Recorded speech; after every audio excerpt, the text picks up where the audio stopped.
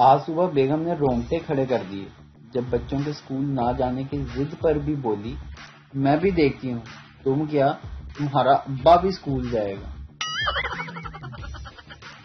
ایک شخص کی مرتے وقت کی وصیت، بڑے بیٹے سے، تم ڈیفینس والے 15 بنگلے لے لینا، چھوٹے بیٹے سے، میں تم سے بہت پیار کرتا ہوں اس لیے تمہیں گلشن والی 20 کوٹھیاں دے رہا ہوں، اور بیگم صدر والے فلیٹس تمہارے ہوئے۔ پاس کھڑی نرس بہت متاثر ہوئی اور اس کی بیوی سے بولی، آپ کے شوہر کتنے امیر ہیں؟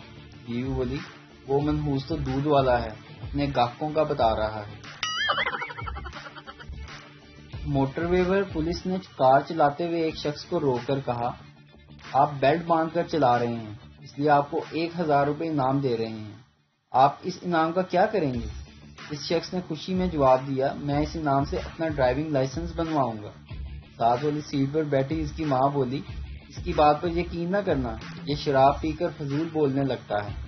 اس کا باپ نیند سے جاگا اور پولیس والے کو دیکھ کر کہنے لگا، مجھے تو پہلے ہی پتا تھا کہ چوری کی گاڑی میں ہم زیادہ دور نہیں جا سکتے۔ اتنی دیر میں اچانک ڈگی سے آواز آئی، بھائی ہم نے بارڈر پار کر لیا کیا؟ ٹرین میں 2 بوڑھی عورتیں آپس میں باتیں کر رہی تھیں۔ ایک نے دوسری سے پوچھا، تمہاری کیا عمر ہے؟ پہلی، 20 سال۔ اور تمہاری کتنی عمر ہے؟ دوسری، 17 سال۔